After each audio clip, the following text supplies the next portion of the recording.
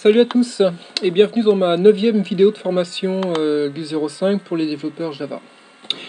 Et bien nous allons créer une troisième entité graphique qui va être, donc ça c'était la précédente, qui va être une entité cette fois pour visualiser les ressources de son qui ont été chargées par l'application. Donc je vous rappelle, pour mémoire, on avait deux fichiers son qu'on avait paramétrés au démarrage, voilà, qui étaient donc issus de deux fichiers web. Donc nous allons créer un peu sur le même mode que l'entité précédente, une troisième entité.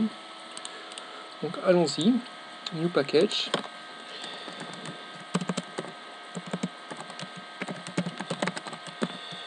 Alors, on va l'appeler cette fois charlie.display.ressources et sounds, comme ceci. Donc, on va créer une classe ici, New Class, qu'on va appeler Display Sounds. Voilà, donc comme d'habitude, on lui fait implémenter les interfaces Entity et graphique. Voilà, donc ça, petit à petit, vous allez commencer à avoir l'habitude. Là, c'est la troisième fois qu'on le fait, mais bon, vous verrez, ça vite, c'est pas compliqué. Donc là, on enlève les paramètres, les commentaires. Voilà. Donc, je me suis trompé. On va d'abord mettre ça à la fin.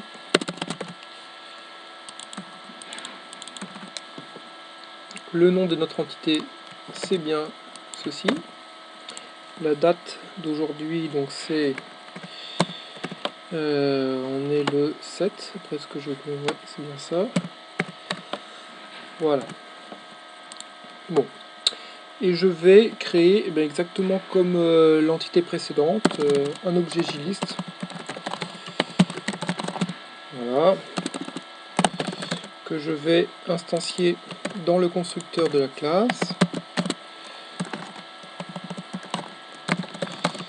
Comme ceci. Voilà. Et que je vais renvoyer en paramètre à la fin. Dans notre méthode GUI. Bon, donc ça ressemble, pour l'instant, on fait exactement la même chose que l'entité précédente.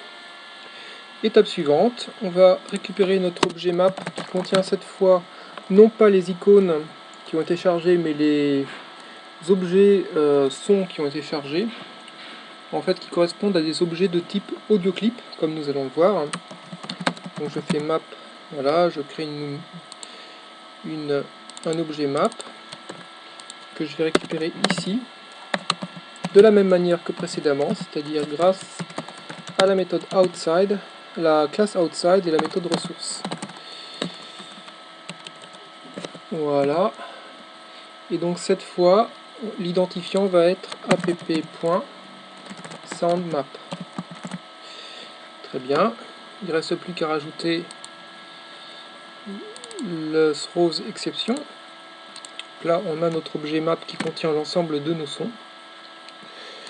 Et donc, on va faire comme précédemment. Ça ressemble énormément. Donc, c'est pour ça que je vais assez vite. Voilà, map.keyset. Voilà. Ça, on n'en a pas besoin.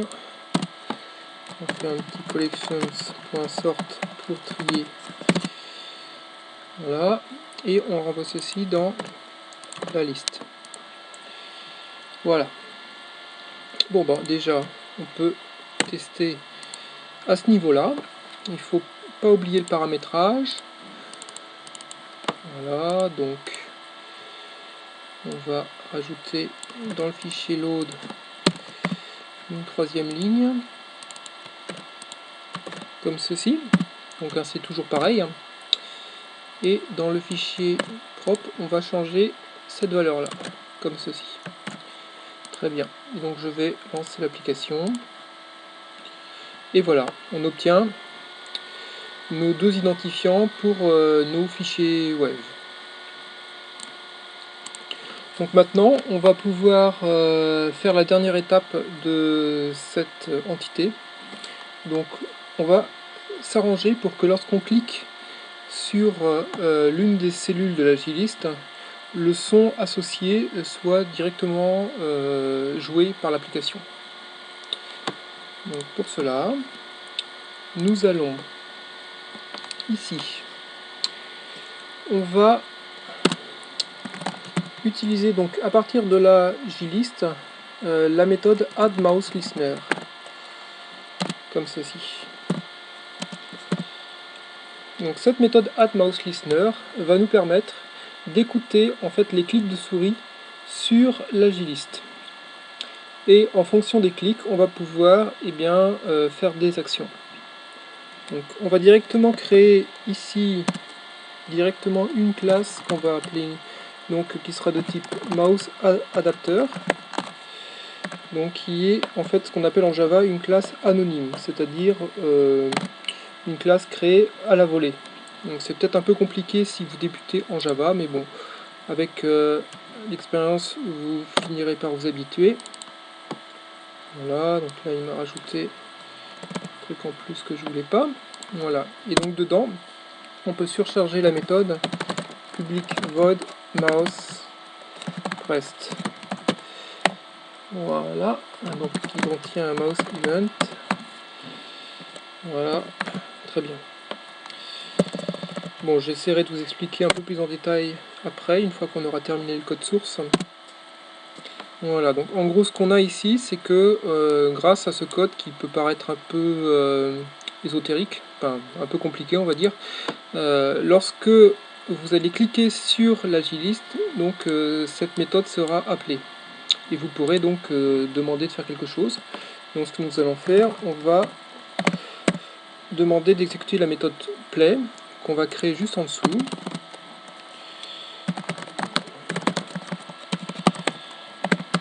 Voilà.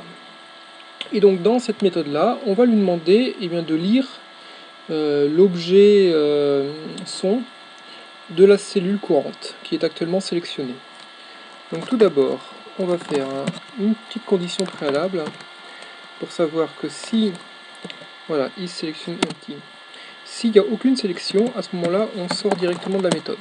On ne va pas plus loin parce que donc il n'y a pas d'objet à sélectionner. Il n'y a pas d'objet donc sélectionné qu'on pourra jouer. Ensuite, on récupère la valeur associée à cette cellule, donc en faisant un list.getSelectedValue, comme ceci. Voilà. Donc là, on a notre identifiant courant du son. Ensuite, on récupère l'objet audio-clip associé à cet identifiant.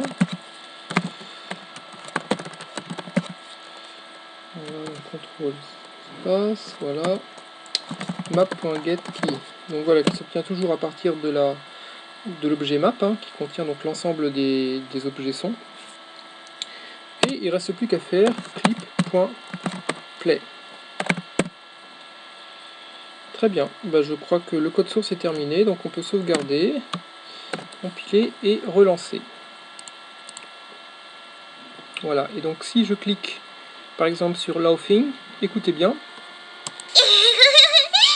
Voilà, donc là on a le son Laughing qui vient de se jouer, d'être joué par l'ordinateur. Et si on clique sur Me, voilà, donc vous voyez ça fonctionne.